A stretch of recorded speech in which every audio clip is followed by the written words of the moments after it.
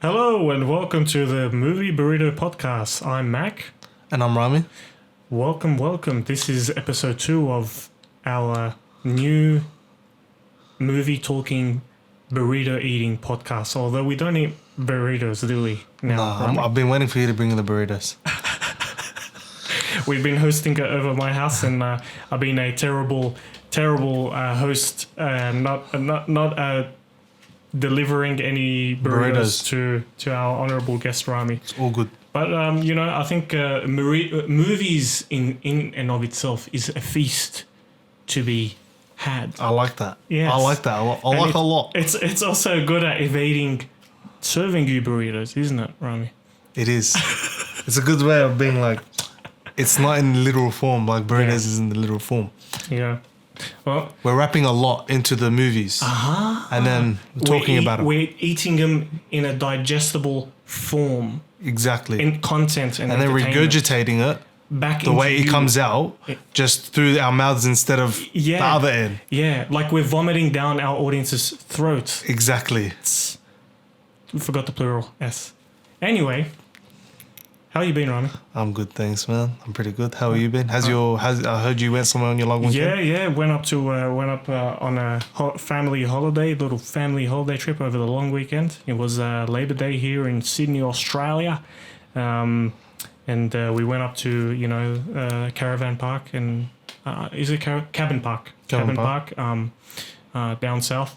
And spent the weekend there. It was really hot during the weekend, so it was good weather for you guys. It was insanely hot, and once we went into the water, it was insanely cold. My bones were hurting. That's how cold it was. Wow. Yeah. I wish I got to feel the water. Yeah. I was at work. I'm not complaining I was at work because I got paid. You asked for it, right? To be honest, he said, "Do you want a shift?" I was like, "Say no more, G. I'm in." So. I'm not complaining about that. Some of us take holidays on our breaks, but Rami likes to get paid. We like exactly. We like to work hard and work never stops. That's right. When you're only working 3 days a week, you try and take as many shifts as you can because you're always on holidays. Are you really working 3 days only? No, I work. Wait, let me see. The casual teaching you talked about last week. Casual teaching is on call, so it's just whenever you get called. But because it was holidays, it's holidays for them, for schools. So I think that's why. But Thursday, Friday. Yeah, I only work 3 days a week. Now I'm working 4. Is your own topic boring you? It is. All right. Well, I think you want to head straight into the movies then. Let's get into it. Have you seen anything this week? No, because I was incredibly busy. Other than the movie topic choice, but I've been hearing about movies. Unfortunately, during these COVID times, we've been hearing more about movies than we've been actually seeing movies. But haven't seen much. I'm interested in watching some old stuff when I do eventually find the time. But I want to also make movies. With my new camera that I just bought last week as well. So it's very nice. It's very nice. Yes, it's the Sony A7S III. Just got it Thursday last week, and I've been sitting down experimenting, not kicking back, but took it to the holiday trip and was recording some stuff. Yeah. But it wasn't a test because in a test environment you need to have controlled variables and. It's kind of scientific, really. It is. Yeah, but you really need to sit down and look at each mode of the camera, and get to know your camera. Yeah. But it was good to take it out in an uncontrolled scenario and see how it functions there. And I got to say, I handled it pretty well for a new camera. Because when you're on the movie set, like things happen, so you gotta improvise. Yeah, exactly. But I feel like if you're intimate with your technical gear, then the less likely you'll fall into traps. Even if traps do occur, it's easier for you to improvise because you know what your camera is capable of. That's what I feel like a lot of people have been, especially on the YouTube game. Yeah. A lot of people, when they get their gear, they just film something straight away in order to get a review out, and then just kick out a little small crappy video to in order to be the first person to get the video on that specific product. Whereas the pros at filming pro filmmakers, they spend time, months even, just getting to know the camera and then making, let's say, an hour-long review video. That's why I think some people don't like YouTubers, because of the fact that they're like taking everything away from proper or professional movie makers / do you think that cameramen? Do you think that YouTube has a kind of saturated, let's say, every profession really, with like amateurish tips and tricks and all this sort of stuff? Yeah. I feel that way with filmmaking. It's like everyone on YouTube's using the same LUTs, the same plugins, the same transitions, the same. See, but I think at the same time, yeah, with all that, but I think as well, YouTube is given like people the ability to create without having the monetary equipment that, you know, a proper filmmaker like you. A perfect example, some director made a short amateurish serious look at Fresh Prince of Bel-Air. I don't know if you remember it. Oh, the show? Yeah. Yeah. But he made it. But it was like it was a redone version of it, but it was serious. It was much more serious than. Oh really? Yeah. Okay, that's really good. So it was like a 3-minute type clip. Right. He's so been like a remix. Yeah, it's been picked up. Will Smith has picked it up with the director, the writer, Nice. and so they're making it into a show, and they're remaking the show into a more serious instead of a comedic show. So that's weird. No, but it actually looks really good. Yeah. Yeah, I saw the. Is this like a response to like Black Lives Matter as well? No, I don't think so. I'll show you the clip. I'll show you the video, but it's a. I think it's a 5-minute video.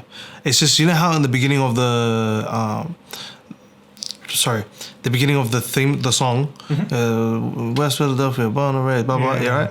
So I think I think he used the theme song to create a trailer. That's what it was. A trailer for an actual show. Right. Yeah, but there was no show. It was just the trailer. Like he just wanted to make a trailer, so he just made it. That's the best way to get out there. Like make your. Will Smith is now helping him make it into a show. I think on HBO. Wow. Yeah. Wow. So I think I understand why professional filmmakers take issue with, you know, YouTubers, you know, like taking away their audience. Do you think it's taking away the audience? I think some aspects of it you're taking away an audience. To an extent, I agree with you, because like Will Smith has become a YouTuber. Exactly. Paul Blart, what's his name? Kevin James. Yeah, Kevin James. He's got his own YouTube channel. A lot of these people are in YouTube now, because it's an easier avenue platform, to make money. And like people are on YouTube 24/7. I don't think they want money. I think they would just want to stay relevant in their own egotistical way. Sorry, guys, but I think that's my opinion. with those big actors, I think I don't think Will Smith is short of any money. Let's say I don't Kevin think so. James. Every single movie of his actually cracks a shit ton of money. Believe it or not, Paul Blart sells. Paul Blart was good, the first one. I haven't seen the second one. I found the first one pretty good. Yeah, those are funny. Those are so forgettable. So forgettable. Wow. I haven't forgot. Like I can remember bits and pieces of the movie. But I understand. You know what I've been watching? The Mandalorian. What do you think? I love it. I think. Look, are you a fan of Star Wars? I love Star Wars. You love Star Wars. You're from the get-go. My uncles got me into Star Wars. Right. We went and watched the first Spider-Man, the first movie that came out at Auburn Cinemas. And when it finished, we snuck in to go watch Star Wars, one of the older ones. Yep. And I think they were just putting it on the cinema because episode 1 was coming out, Phantom of the Menace or Phantom Menace, whatever it's called, right? So we went in and snuck in to go watch it. And I think because of that experience, it's made me love Star Wars. And then every time Star Wars came out, or like one of the Star Wars movies they would put on TV, my uncle would tell me come watch it, and I'll just start watching it. I think it's very hard to be a kid and not love Star Wars. When you got zoom, zoom, zoom. Yeah, like lightsabers and all these flying jets and force. And then they make the games. And then they make the games, and then they make the merchandise, and there's so much toys to collect about Star Wars. Revenge of the Sith game was one of my favorite games to play on Xbox. On Xbox, I think it was. Yeah, like first ever Xbox. But they made pretty crappy games in the past. They have, but there've been a few. I think Revenge of the Sith was one of them. Was one of the good ones, and that was based on the movie. So everything you're doing in the movie, like everything that happens in the movie, you have to do in the game. And I enjoyed that so much. Back to Mandalorian. Me personally, I hate Star Wars. Sorry, again, this is my opinion. Yeah.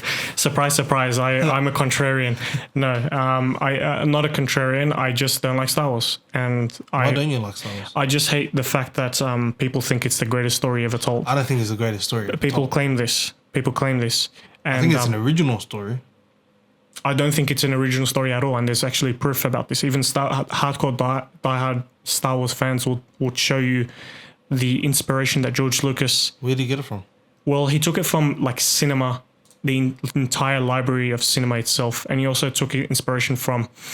I forgot the author's name, The Hero's Journey. He wrote The Hero's Journey. Okay. So he basically took that format. And so essentially it's an old fairy tale. It's an old Western that's retold as a space epic, whatever you want to call it.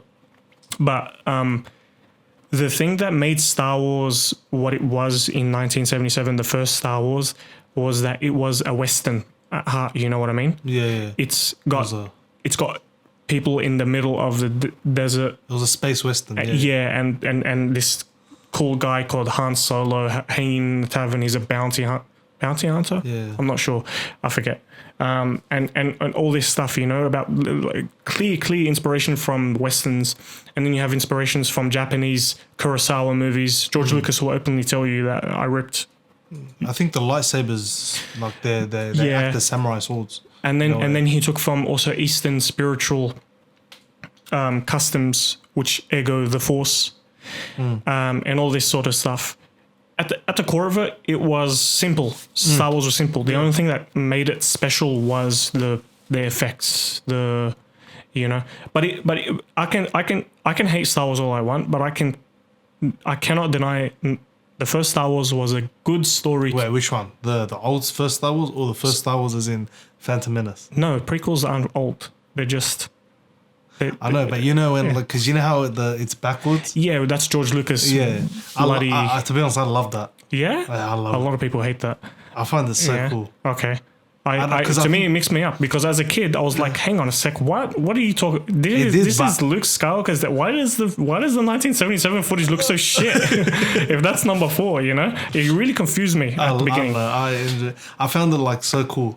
By the way, I've never always hated Star Wars. I actually played some of the games on the Nintendo DS and the Nintendo Advance, and I actually was invested in the whole Star Wars thing. But when I grew up, I just like I fell out of touch, and I was like, man, Star Wars is the most overrated thing ever. It's overrated. I think it's heavily overrated, man. Because I think you think it's overrated because of these fans that are like, nah, there's nothing better than this movie, which I don't think is correct.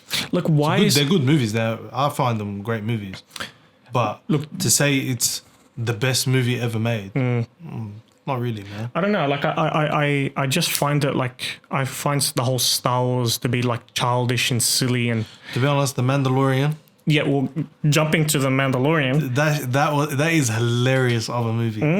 I don't know how they made it so funny, but it is hilarious. It is. And you know what it is? It's Baby Yoda. Yeah. He gets me every time. Baby Yoda is a little kid, bro. Genius idea for marketing. It is. Genius. Whoever thought of Baby Jon Favreau. He's such a good director, man. I'm going to say another thing that's controversial. I don't like Jon Favreau. But I like him.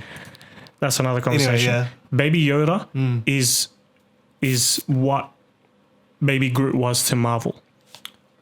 That's true. You understand? Yeah. So they were like, hang on a sec, baby. It's just a 50-year-old older version of a Baby Groot. Baby Groot sold tons of merchandise. Baby Groot is cute. He's cute. He's funny. I know a friend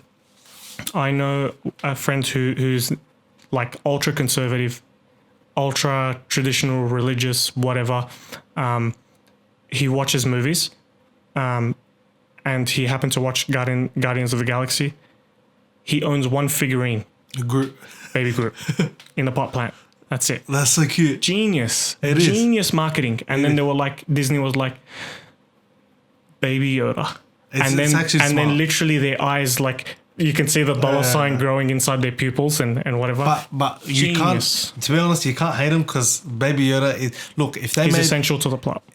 not even that, if they made Baby Yoda a crap character in the show, then you can hate it. You can hate Disney for doing that. Well, no, he's not annoying. He's not needy. Yeah, he's not, none of that. No. He's just a kid. Yeah. Like, you see. Who helps sometimes. Exactly. Yeah. Like, he's 50 years old. Yeah. But he's a kid at heart. Yep. And, like, he does kid things. Yeah. Like, he gets told to stay in place and he just walks out like he owns the shit. Yeah. It's hilarious. It's Mandalorian. I'm going to say it. I watched it twice. I watched the entire season twice.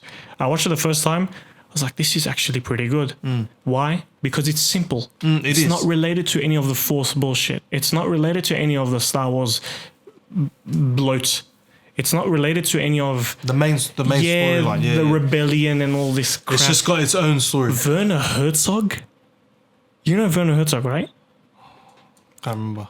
The German guy, evil guy. Oh, yeah. This is, you know, like, Yeah. Werner Herzog joined Mandalorian. I was like, I have to see this. Werner Herzog is by the way, is a legendary director. And then I watched it. I was like, I like this. I like this a lot. And then I watched it the second time. Yep, I still like it the second time. And I thought about it. It's like, it's because it's not tied to Star Wars, any of this other Star Wars crap, and it's a Western. Yeah. It's a bounty hunter surviving with a child apprentice. And it's a story that's been told a million times. But it's simply done. It's simply done. Or done simple. Simple. Simple. No, it's simply done and it's done simply. Yeah. If that makes sense to any of the audiences. It does. Yeah. But yeah, man, Mandalorian. Great TV show. It also goes to show, like, I don't know, when when they get hired by the village to protect them. That's such a Japanese story. And Seven Samurai. He wants to take off Seven Samurai. I think I've seen Akira Kurosawa. Is that the? It's in black and white 1950s. I've seen that one. I like that one. Yeah. That's Seven Samurai. Yeah. See how they take from Japanese Eastern stories? Like, you see the import. Like, you get to see how in daily life some people take their culture or religion very seriously, and like for people that do take their religion or culture seriously, when you get to see that and he wants to take off the helmet but he can't take off the helmet, you identify. You can be like, I get this. I understand why he wants to take it off. Something is sacred. You know, and you have that girl who's like, just take it off and just be comfortable living. Yeah. And he's like, no, I can't do that. That's right. And to me, it's like it hits home. It does. I think for us, it hits home. Yes, it does. Yeah. You know, because like there's so much stuff we can't do. No, yeah. And then when people tell us, "Oh, why don't you do this?" Everyone's doing it. It's like no. You got to understand. There's something sacred about not doing something for the sake of something that's more transcendent than you. That's something beyond you, and I feel like a lot of people miss out on that. But that's a separate topic. And I really like that they they stuck by it. They did, and what's a Jedi? Jedi is a religion. Exactly. To be honest, it's a religion in today's society as well. Oh yeah. It is. No, actually, yeah, I know. It's the fans of and I have another religion for you today that we're going to be discussing, and you're gonna be baffled about this. Oh, I'm interested in religion, so put it on me later on. Yeah. Yeah. Let's move on. Okay. Any updates to the channel, Rami? So we've finished editing our first, or you finished editing our first podcast. We've come up with the logo. We've come up with everything, and soon both episodes will. Tonight we'll have. I'll get iTunes, Spotify, and SoundCloud up and running. Yes, and we'll go from there. And may go up on YouTube. I'm not sure. Yeah. Yeah. But yeah, that's a separate topic. Instagram? You want to? We'll do an Instagram. Can you do podcasts on Instagram? Sorry, I'm not on Instagram. Yeah, we can do images and then like snippets if you want. But I think YouTube and Instagram are more for if we're gonna have a camera. Sure. I think, but we need to think about a way to market this. Yeah. We'll let the one person who's listened to this decide. Okay. But yeah. Okay. Let's move on to the topic. The movie choice. So I chose Diego Maradona. Diego Maradona. You told me that we should watch it, and I was like, you know what? Why not? Why not make that my movie choice of the week? And can I just say, very good documentary. Very good. I think while I was watching it, I was like, oh, it's all right. But at the end, yeah, I think it just tied it all up, and it was perfect. How perfect was the ending? I think, it's amazing. Dude. You know what? But they don't finish telling the whole story because he ends up going to Seville and playing at Seville in. It's just a part of his life. But the most important part of the life gets to be told. Yeah. And so Naples. much, man. Dude. So much. The fiasco, the drugs. Explain the plot, since you recommended it. Okay, so it's basically about a wonder kid who was named the next Pele. For those that don't know, Pele was one of the youngest soccer players ever to make a national team at 16 for Brazil. He was an amazing soccer player, one of a kind. He holds a record that I can't remember, I don't know what for. But so they thought he would be the next Pele at the age of 15. And I think he made a professional team at 15, which was Boca. And he started his soccer career very young. Yeah. You see these teenagers today, they're not getting into, a soccer club of high caliber. Like in Australia, we have A-League. So they're not getting into Western Sydney Wanderers at the age of 15, And this kid was a once in a generation type player. So it carries on from his life all the way up to, so it briefly shows him in Barcelona. I love the intro to this because it just like skips over so much of his early career. I thought I was watching the wrong documentary. Yeah. Documentary at first. Yeah. I was going to message you and like, am I watching the right thing? But then I remember that I saw HBO and I read up on it and it was done by HBO. So I was like, to summarize the plot, it starts from the trade of from Barcelona to Naples. Where he gets injured, to Naples. Napoli, whatever you want to call it, and then exit of Napoli or Naples. But throughout that, you learn his childhood or a bit of his childhood. They jump back and forth, but very minute. Because I think most of what happens in his life or shapes him and makes him who he is today is what happens in Naples. In Naples, that's exactly right. And might I say that the director, Asif, I forgot his last name, Indian director, is a genius. We've seen it through Senna. We've seen it through Amy, although I don't like Amy, of course. But that's a different topic. But and now Diego Maradona. To me, these three documentaries are sequels. They're tied. They're tethered to one another, and to me, they feel like a sequel. Sequels to Senna. Okay. So Senna is like the same as Amy, and Amy's the same as Diego Maradona. Yeah. And I love Senna. They're all done differently though. I feel like they're done exactly the same.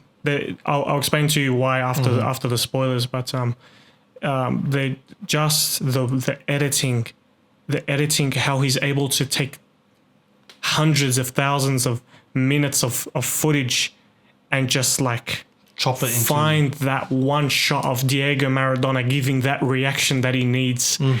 That stare off into the distance. How many shots do you see of Diego Maradona? There was one that was like for like a minute. A minute straight of him just staring off after he lost to West Germany. No, there was another one. Oh, was it that one? It was that one. It was that one. And it was the most... It was the Christmas party. Yes. It was the most perfect shot to just leave it there. Leave it there. It sums up it summed up everything that was going on in his life at that time because there was a lot going on at that time. Yeah. And it was just crazy, bro.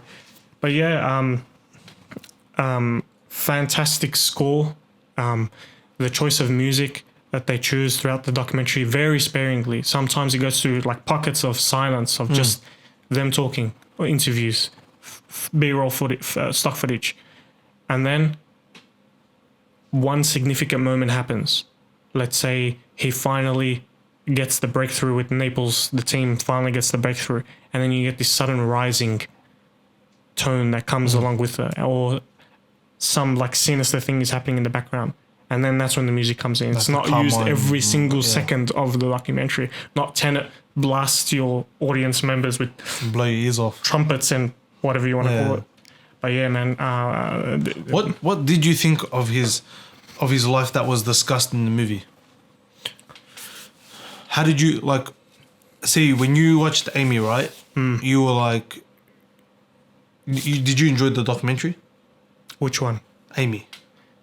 I can appreciate his filmmaking. Okay, so you can appreciate, but because of the documentary, you have an understanding of Amy, of like you have a perspective. There's of a Amy. side I now understand. When you watch Senna, right? For those of us, me and you didn't know who Senna was. No, I did not know who Senna was. So when we watched it, we had a perspective of him. So I knew a bit about Amy. So when I watched it, I had a different understanding of Amy. Sure. So I know Maradona. I know a bit about Maradona because I love sports so much. So I have an understanding different of perspective. You know what I mean? Yeah. So watching Maradona for the first time, I don't know anything about him. Did you? You didn't know anything about him? I knew at one point he was the greatest player to play the game. That's it. So what is your perspective at the end of it? What is your perspective of Maradona through the documentary? My perspective of Maradona is just after and through the documentary is that he definitely is like, this is what connects Senna and Amy, is that like here you have this sad it's really a sad tragedy of a story. It is, because you take this kid from the slums, you take this Jewish girl from a poor community in England, and you take this rich Brazilian kid who's a God-fearing Christian kid who just loves to drive, and you just put him in the most intense... where no one's ever trained for. Yes. And most intense challenge of their lives and what comes out at the other side. And that's what I love about Diego Maradona, is that I have conflicted opinions about the person, but that's not what we're here to discuss. We're here to discuss the film.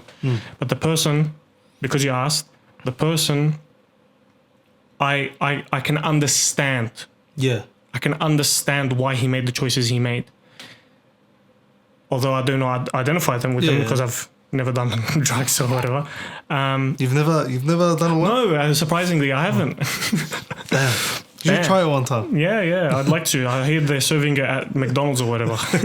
You just got asked for... Yeah, it's just cocaine. For an extra Coke. Cocaine. I can understand the choices he made. Yeah. And I can understand the pressure that was on him.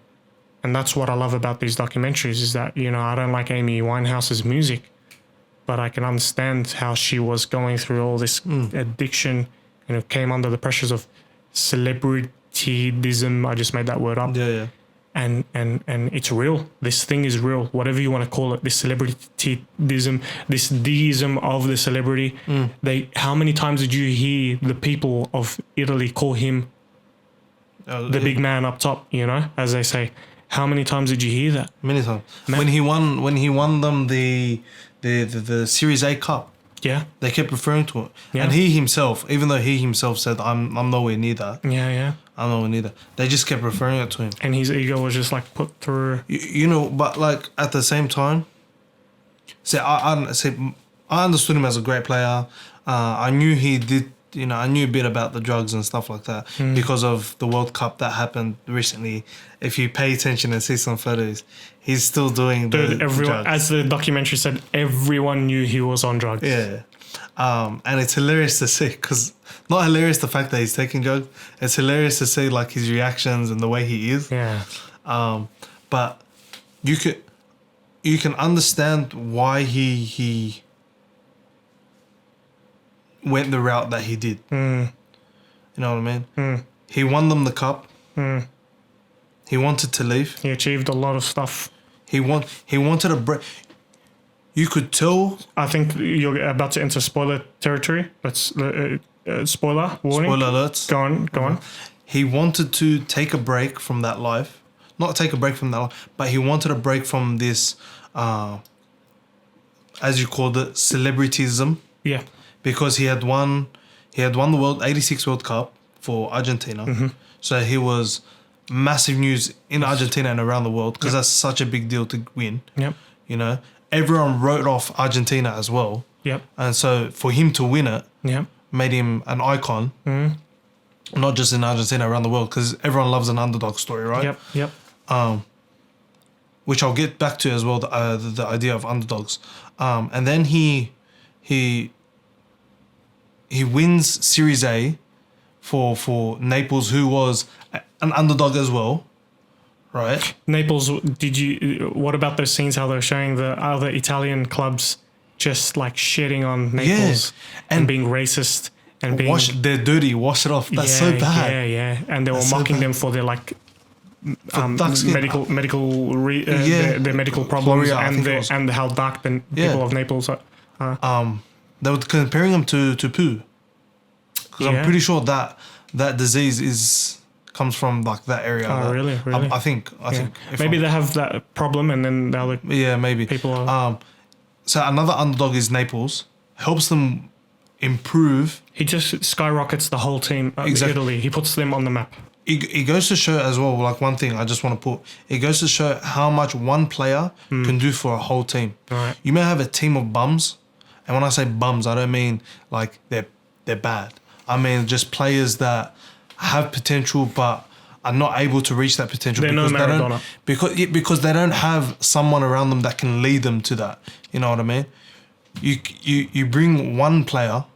Right, this is example of Cleveland in 2016 winning the championship. I think it was 2016. You know, off the back of just one person, he carries a whole team. You know, and not a whole nation, but a whole region loves him. Yeah, and then all that pressure is just exactly. Like it's just constant pressure, no break. Yeah, no one trains to be a celebrity. You know what I mean? And the football club, the president, no one wants to get rid of FIFA.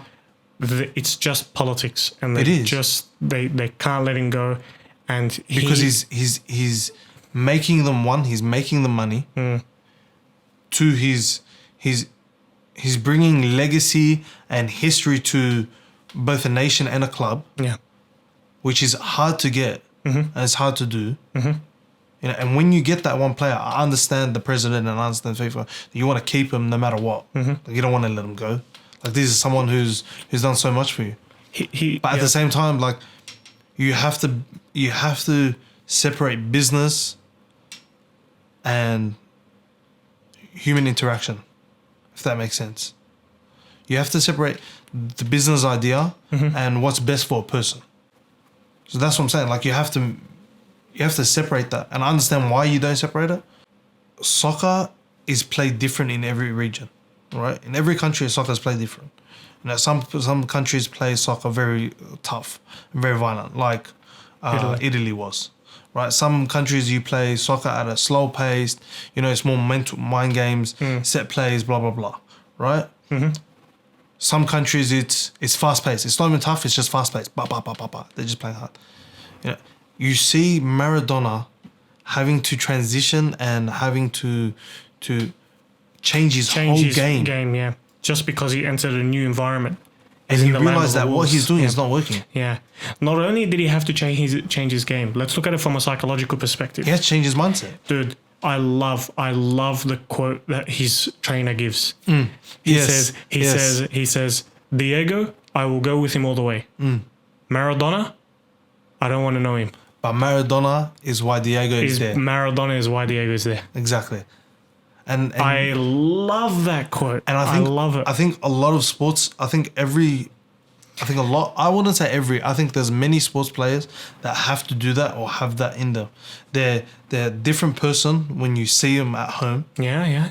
You know, but when you see them out, some people just hate them. They put on a persona because they have a persona and they need that persona to be who they can be at home. Yeah. You know. And there's another interesting quote. I noted this down.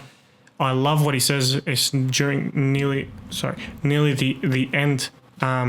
He says football is a game of deceit, and it's so true. It is.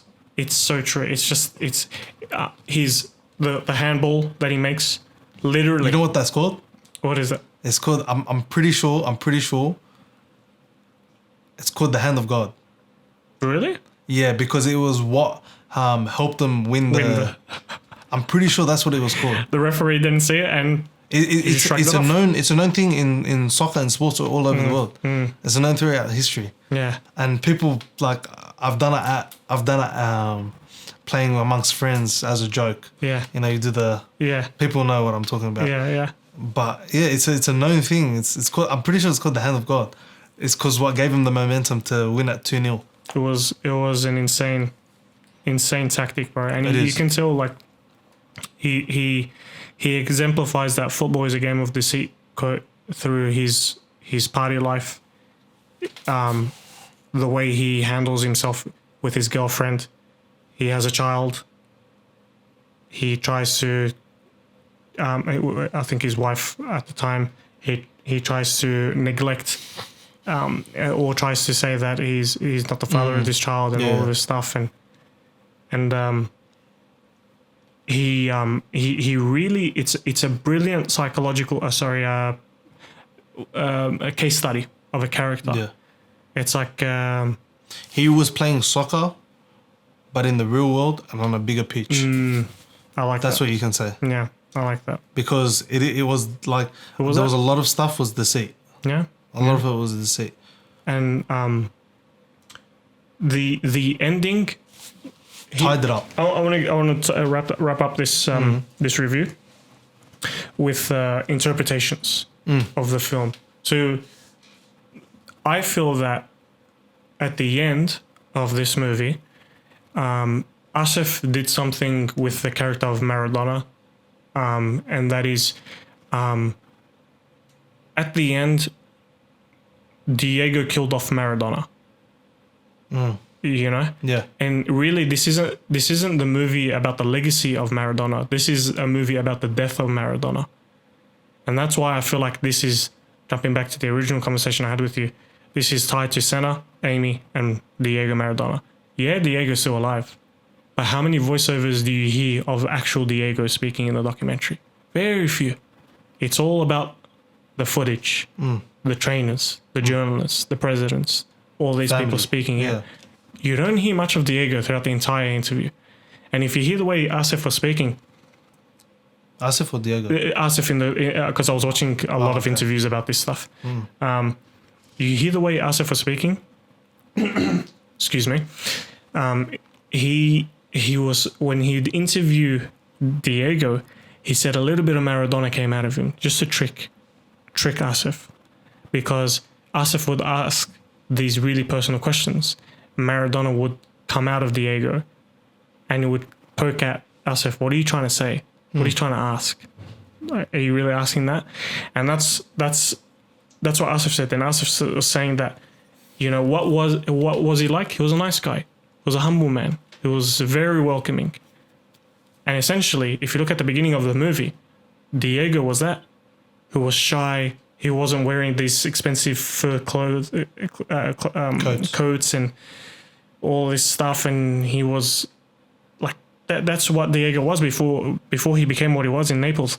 And then at the end, he was just like a mess. But he was a young kid when he had the fur coat. You can understand, you know, as a kid, you're what, 19, 20 years old. I'm not going to bag him for flexing. Every person under the planet does that. You're seeing that fur coat that Frank Lucas was wearing at the Muhammad Ali fight. Yeah. Why not buy that? Yeah.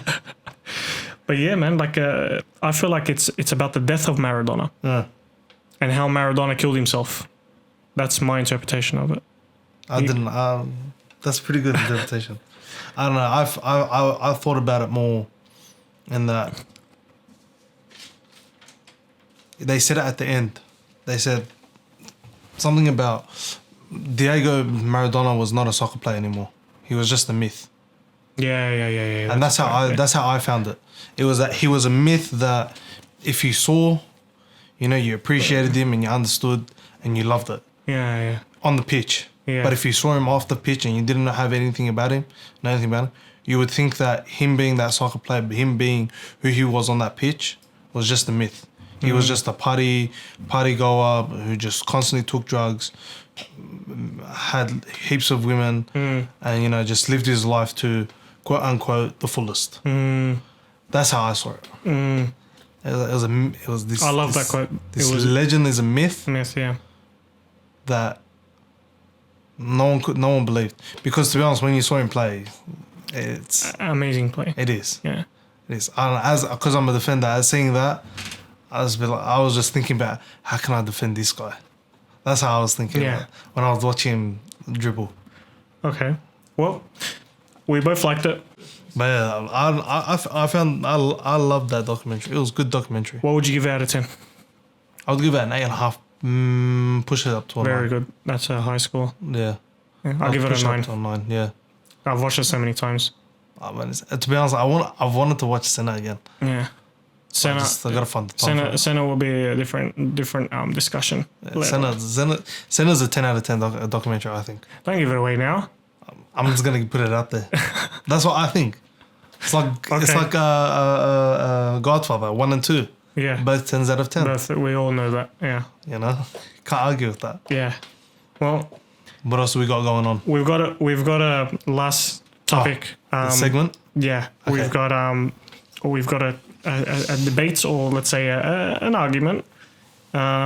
So Hollywood tries to make a thing. So there was something I saw, right? Yeah. And I thought it's a great idea. Right. So it's a segment we're gonna have on our podcast. It's called which is called Hollywood Tried to Make a Thing. So it's just basically about actors/actresses. Can sometimes be about themes or whatever, doesn't really matter, that Hollywood tried to push into the world but didn't really take, or did take, but they were just pushed by Hollywood.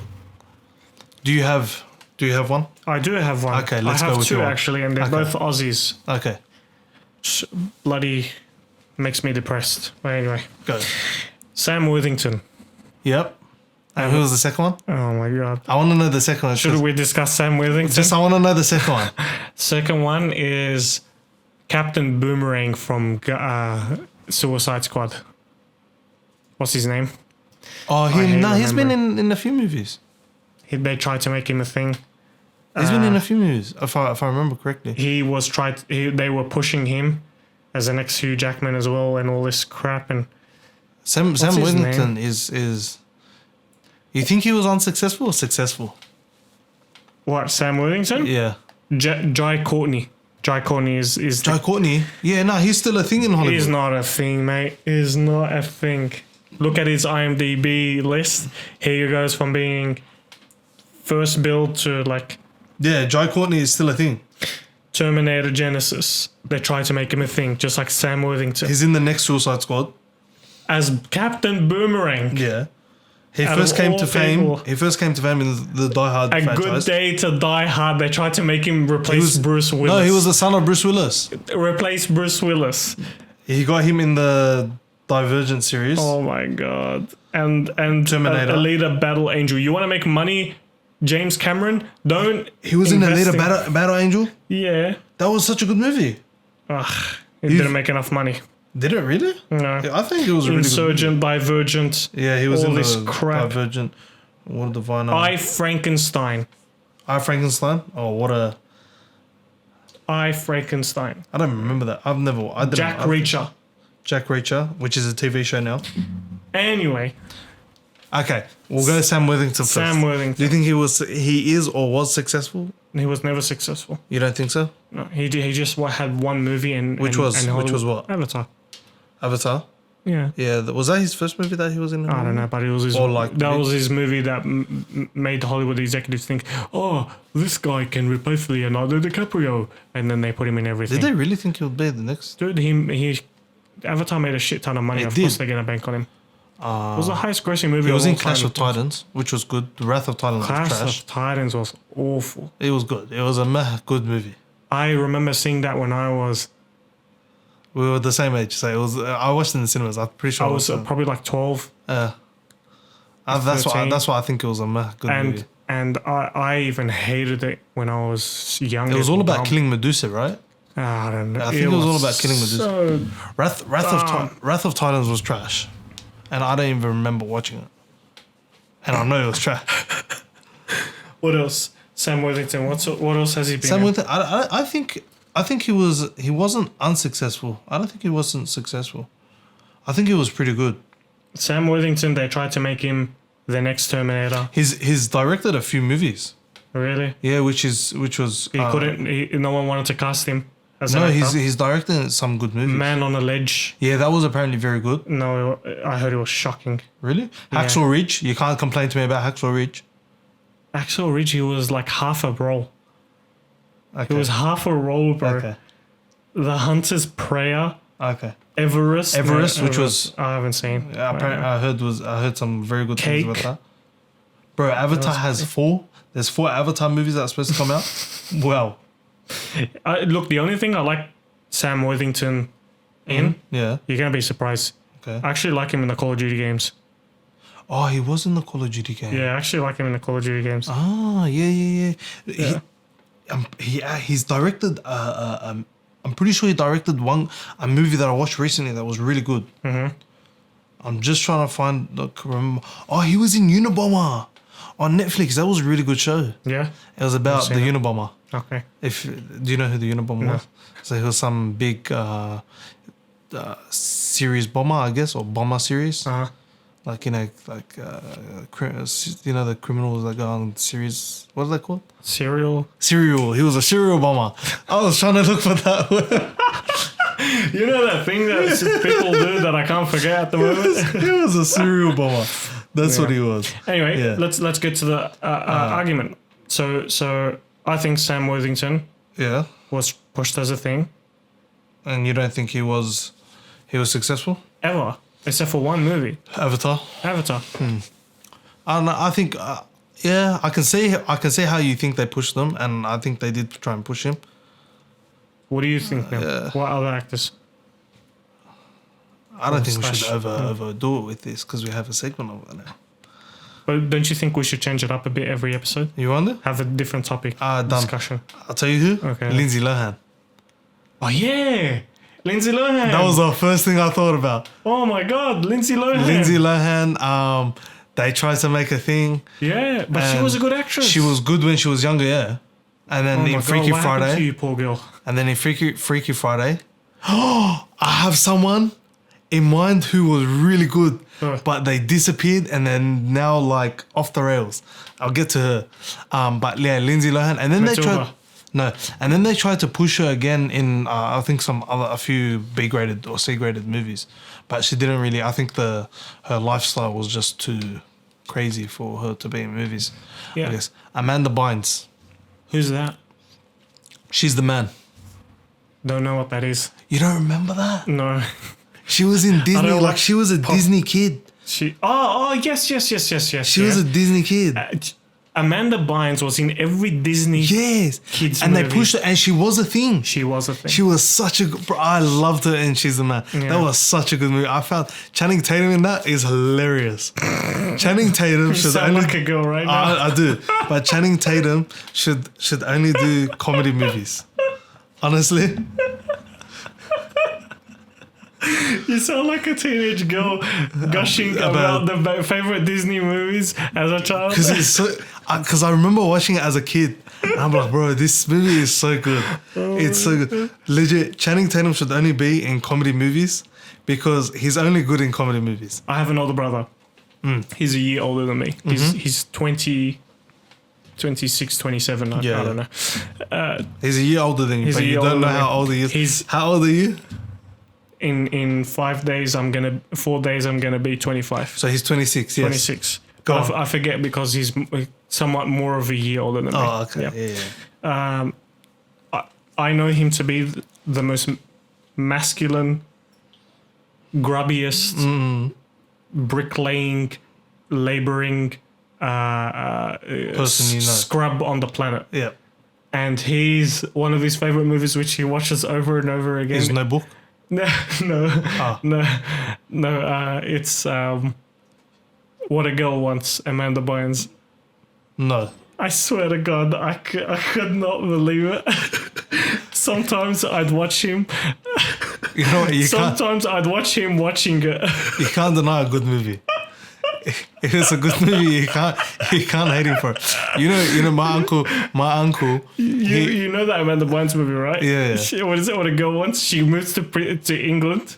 Yeah. And she's the daughter of the Prime Minister, and she's the outgoing American girl. Yeah. Yeah. The son of the Prime Minister. Is it What a Girl Wants? I think it was. I think. Oh, what? Yeah, nah. I think it was. What the hell happened to Amanda Bynes, man? That's a good pick, bro. She went on. What a Girl Wants, yeah. What a Girl Wants. She went on to drugs. Look at the thumbnail and shit. Yeah. She went on to drugs and stuff. Oh, like every celebrity ever. She did she looks totally different now. But what was I gonna say? You know, talking about that, my uncle, right, is again very masculine. You know, not very. You wouldn't feminine. You wouldn't think not feminine, but you wouldn't think he's very lovey-dovey. Yeah. Right. Notebook. His favorite. I saw this. So I would go to his room. Yeah. And we would put on PlayStation 3 like games and stuff, right? Yeah. And every time I was trying to play my games, I'd find the Notebook in there. I'm like, bro, who the hell is watching Notebook? Like I was young, but I knew Notebook. Man, it's a because I watched a bit of it. I was like, bro, this is very like lovey-dovey. It's such a romantic movie. You know, you probably watch it with your wife, you know, your girlfriend, whatever, right? Yeah. I was like, there's no way like someone's watching it. It's like, but the only people that come in here is me and my uncle. My uncle lives here. So I asked my uncle, I said, are you watching Notebook? He goes, yeah. I go, how the hell are you watching Notebook? He goes, it's such a good movie. Yeah, and you can't deny it. I was like, really? Because it's such a good movie. I watch it over and over again. Yeah. So, bro, mind-boggling. I love discovering that about people. It's like usually you think a movie is their type, and then all of a sudden they just throw a wrench in there. And it's like, what the hell is going on? They love watching The Notebook. For me, I have yet to discover that. I don't know a movie that's inconsistent to my choices. Do you know any movies that I like that's inconsistent to my choices? To your choices? Yeah. I don't think so. I think In the Mood for Love is something that I... But that's an artistic movie. That's a really good movie. Yeah, it's an artistic movie. You love the artistic type movie. Yeah. I don't know. I don't think there is for me yet. Because I watch everything. You watch everything, yeah. You are a person that watches a wide variety. I watch cartoons. Have you watched La La Land? No, I haven't. I don't think I might get you to watch La La Land. Yeah. I think my mum watched La La Land. She liked that. She liked that and Les Miserables, blah blah. Mary's a blah blah. I heard it was shit. No, apparently I heard it was very good actually. Apparently the play is the best, and they sacked it with the movie. They made a TV show out of it now. Phil Collins' daughter plays one of the actresses. A lot of these actors and actresses have daughters. Know who? Johnny Depp. Phil Collins' daughter. They tried to make a thing, and they're still trying to make a thing. Same with Kevin Smith's daughter. Who's Kevin Smith's daughter? No, that's another. Do you know what he called her? Who? Harley Quinn. I think Harley Quinn. No, he didn't. Yeah. Who's Kevin Smith? Who's Kevin Smith? Kevin Smith, the Bill no, not Bill and Ted. What an idiot. It's Jay and Silent Bob or whatever. Kevin Smith? Clerks. Oh, yeah, I wouldn't. Dude, who calls their daughter? Like, no offense, man. Harley Quinn. Harley Quinn Smith. Yeah, like, no offense. Honestly, like, I'm not getting. Have they tried to make a thing? I don't. She was in Once Upon a Time. Is that why you think? I don't know. Yeah, no. But what's good? Yeah, Phil Collins' daughter. I think they try to make a thing because she's in a lot of stuff. She was in. I don't know who she is. Okay, I'm gonna tell you another one that they try to make a thing. Taylor Lautner. I don't know who that is. Twilight. Don't you remember Twilight? I haven't watched a single Twilight. You know what? When you say Taylor Lautner, we gotta watch Twilight. I've seen it. You gotta. You know what? I want to actually record my reaction to watching Twilight, and I want you to be there with me. I'll tell you. When me and my uncle went to the cinemas, and there wasn't really much on the movie. Look up Taylor Lautner. You're gonna see him, and you're gonna be like, oh, I remember him. Right? Oh yeah. Remember him? So he was in a movie with Phil. Yeah. So he was in a movie with Phil Collins' daughter. I thought maybe you would have watched it. Abducted. That's what it was called. Abduction. Oh my god, that looks like a Matt Damon movie ripoff. It was It was that, and remember Stormbreaker? Do you remember Stormbreaker? What a shitty name. You remember Stormbreaker? How the kid was like you find out his family's spies, and he turns it. Yeah, it's similar to that. But so my uncle took me to the cinemas, and there wasn't really much on the cinemas, and he was like, "Oh, what do you want to watch?" And so the only thing there was on was Twilight. It was this. I think it was the second. I think we should have a segment called Rami watches Twilight. Rami goes to the cinemas and watches Twilight, where you bring up every time you have an experience with Twilight. With Twilight? No, this was the first and last experience I had at the cinemas with Twilight. Okay. So my uncle was like, "What do you want to watch?" I was like, "Honestly, there's nothing on. Let's just go watch Twilight." Yeah. He's like, "Really?" I said, "Bro, there's nothing else on." He's like, "All right." So at the time, my uncle was a bodybuilder, and so his physique was amazing. He wasn't injured, but now people like kept giving him the eye or the blue eye, whatever you want to call it, and so they were like a jinx thing. Yeah, it was a jealousy type stuff, and they eventually his muscles broke down and body anyway. So he was big back then, 6-pack, guns, everything, right? So he was like to me the whole movie, without a lie, whose body's better, his body or my better? Yeah, no, your body's better. That's what gym people always do. Whose body's better? His body, and because there's so many shirtless people on it. Yeah. Whose body's better? Let me ask you a question. No, when you were in the cinema, were there like 13-year-old girls just like... There was no one there. It was only like 5 people in there. You probably went at the later time. Because that movie made a shit ton of money. Yeah. No, we went I think like a week after it was released. I'm looking through these movies of Taylor Lautner, whatever his name is. He's got a movie called Traces. And again, it looks like something Matt I'm telling you, they tried to make him a thing. I'm not saying I feel bad. I'm not saying these actors or actresses were. No, why should you feel bad? Were bad. I'm just saying they were in bad movies. They will make choices as adults, and that were in trash movies. And they happen to be in trash movies. And Hollywood tried to keep pushing them and tried to make them successful. I've but made trashy movies and trashy films, and people out there can critique them, and it's no problem. Yeah. What about Shark Boy and Lava Girl? Oh, that's who I should have told you. I completely forgot that. I always think about Shark Boy and Lava Girl, and I always think about it, right? Yeah. I'm like, bro, isn't this just Spy Kids but a different version of Spy Kids? Hang on a sec. Was Taylor Lautner on Nostalgia Critic? On the what? Oh, you don't know Nostalgia Critic. He's just an old YouTuber. Oh. Yeah. Yeah, man. Yeah, so I think about it, I'm like, isn't it just like Spy Kids but a different version of Spy Kids? Yeah, they tried to do the Spy Kids thing. I love seeing executives just like looking at kids. Rip off. Rip off. Yeah. Okay. What is it? What's it? I know which one you. I know what you're talking about. Like let's make there's 1,000 examples of just children's movies being ripped off after one successful. Pixar has 1,000 copycats and imitators. They do. By themselves. You know who I love who was in Spy Kids? And I found it like the most weirdest but the funniest thing to have. Rocky Balboa. Sylvester Stallone. Sure was in? Yeah, he was in the second or the third one. And you know who his like minions were? They were called the Thumbs. No word of a lie. I remember that. They were the Thumbs with two legs walking around. It was crazy. so cool. That's crazy. And he had like 3 different faces. I don't know. Every time I say Sylvester Stallone, I can't picture him outside of his action movies. That's Robert Rodriguez connection, probably. Robert Rodriguez. He's the guy who directed Spy Kids. He's actually a good director. I don't know why he directed that piece of shit. The first one was alright. I don't know. Even as a kid, I didn't like it. I'm a pretty bright kid. They had Danny Trejo in it. Who's Danny Trejo? Oh, you Danny Trejo, yeah. They had some because Robert Rodriguez is like Latino. So they had to be honest. Had a lot of connections between. I think a lot of the main actors and actresses were Latino. Yeah. Well, he tried to make like a Latino a children's film for Latinos. Like for I think kids. the first one was good.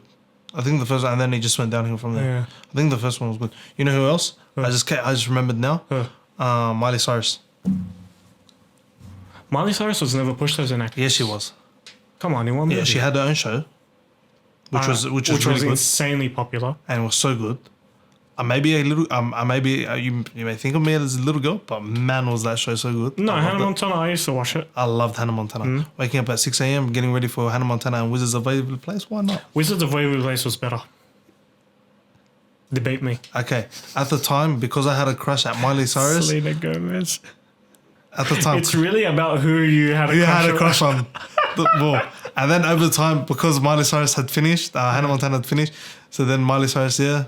You know, the real debate is, it's a three-way, Victorious as well.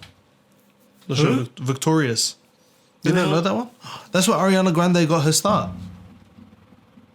She was in that. She was an actress. You drop references so fast, it's hard to keep track of. Ariana Grande? Yeah.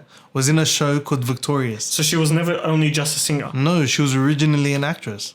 You're kidding me. Or she was, what I know of her, because I'm not American, was an actress. You're not American. Yeah, that's what I'm saying. So that's why I know her more as an actress. Uh-huh.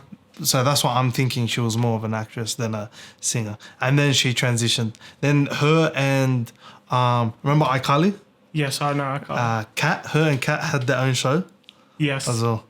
So it's actually a four-way now. iCarly.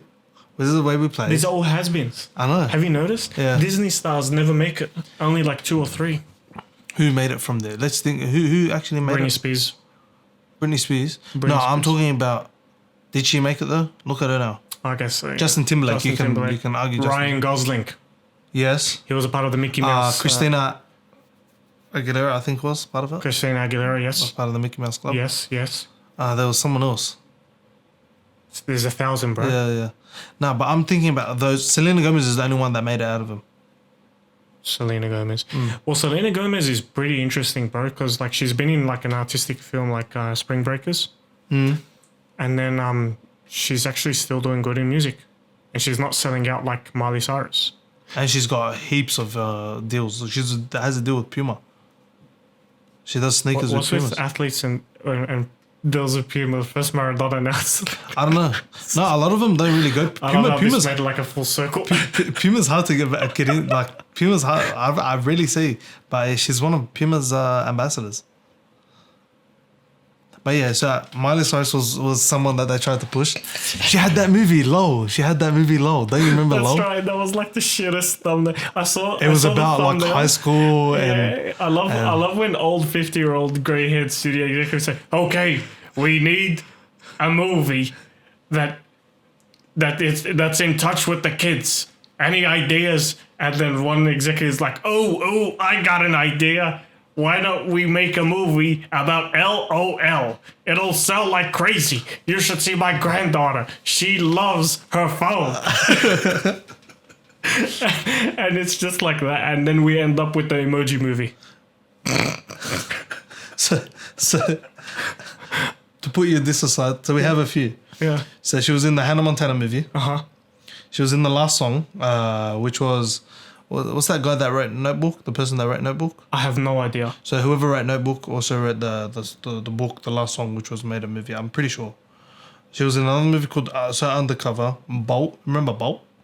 The cartoon. I remember about the that dog? coming out one time. Then Low. Was she in High School Musical too? But is Miley Cyrus a has-been? I wouldn't classify her has-been. I'm not saying she's a has-been. I'm saying that she's someone that they've tried to push, and they still try and push. Even the music industry tries to push. But I want to talk about has-beens because they're much more if we're fun. talking about has-beens. I mean, you can bring up celebrities that haven't not been a has-been. Has-been was Britney Spears' daughter. Not daughter, sister. Who had her own show. Paris Hilton is a has-been. Yeah, Paris Hilton is. Zoe 101. Remember her show, Zoe 101? Don't you remember that show? I'm guessing this is another Saturday Disney. No, it wasn't on. It wasn't on. But don't you remember Zoe 101? It was